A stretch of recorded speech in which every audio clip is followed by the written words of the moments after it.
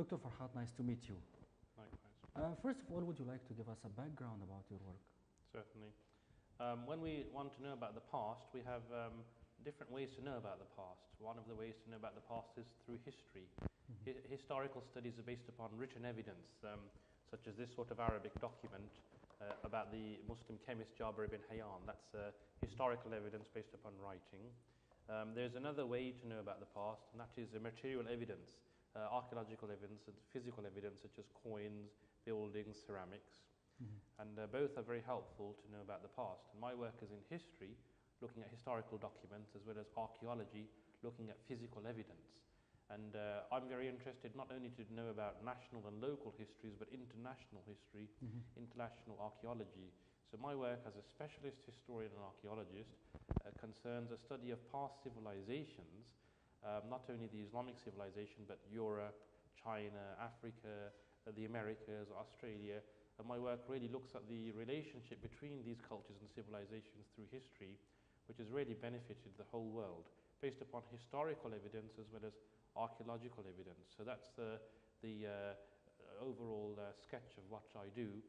In terms of how I go about my work, it's not just reading books and manuscripts in libraries, but field work in China, Islamic countries, field work in European countries, and then the output of my work comes through books, journals, publications, not just for universities, but also for the public, as well as lectures and seminars, not only for universities, but also in the public arena. And I give lectures not only in Britain and in European countries, but also in the Gulf countries, other Arab and Muslim countries, also in China and other countries as well. So I'm very interested to share the work which I do, not only in Europe, but in the Islamic world and wider world. I also come in on the media, through television and newspapers, to also share the work for the wider public. Did you find evidences or real evidences in such countries that you visited that deal with our civilization as Muslims? Certainly. I mean, I do a lot of work in China, and in China I've been studying the mosques in China, some of which are over 1,000 years old. Also copies of the Holy Quran written in Arabic in China, which are also more than 1,000 years old. Also Islamic ceramics from Baghdad and Cairo, which are in China, which are 900 years old. So it shows the relationship between the Islamic civilization and China. But also in Europe, in Sweden, for example, I mean, here we have an Abbasid dirham. This is 1,200 years old. And sorry, this one here is 1,200 years old, 1,200 years old. And over 100,000 of these coins, Islamic Arabic coins, have been found in Sweden. And that's to do with the relationship between the Scandinavians, the Vikings in the Islamic world. I'll speak more about that a little later on in your program.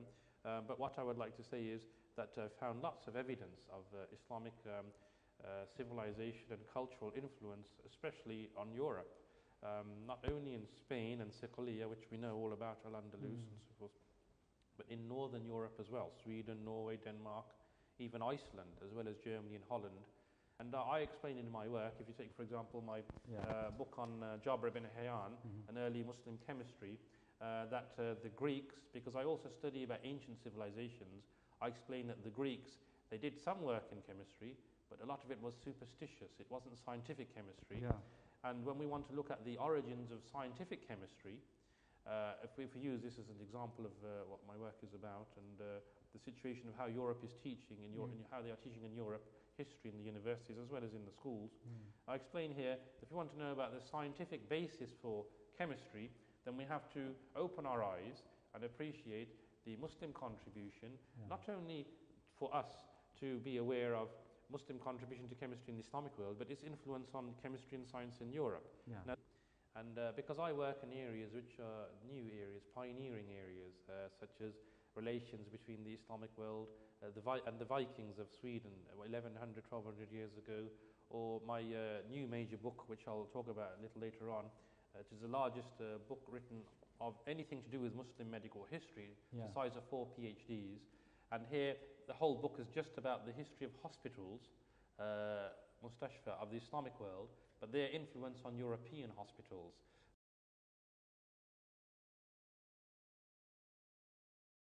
So the point, if I give you as an example this book, when European professors of history and medicine, when they hear about the book, first of all, they're excited, they want to have a look at it.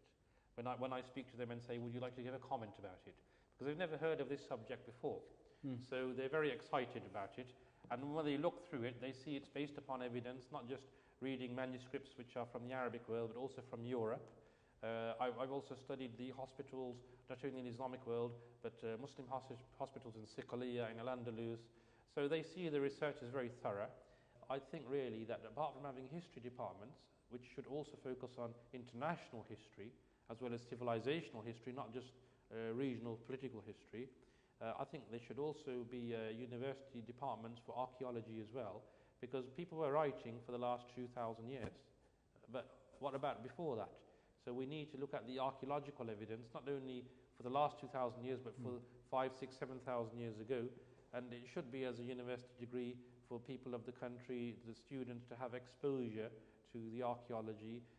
There should be a good relationship between the museums, the heritage departments of the governments, and the universities, which should have archaeology departments. But the Vikings in the Islamic world, that project I started in 1993, and it's about the relationship between the Islamic world and the northern part of Europe, 1200 years ago.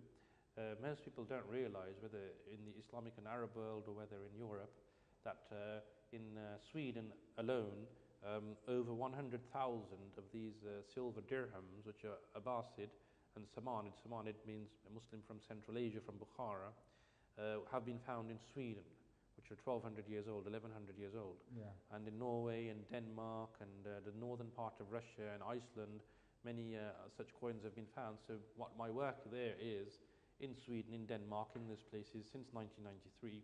I also give lectures in those Scandinavian universities in the archaeology and history departments about this subject, because they're very interested to know more about it. I'm looking at what was this relationship between the Islamic world and Scandinavia, and what was its influence on the history of Scandinavia. It also had a big influence on the history of Russia and other parts of Europe. So in my book coming out at the end of the year, I'm explaining more about that. That's one of my projects. Another project which I've been working on for some years is the archaeology of the cities of the Islamic world,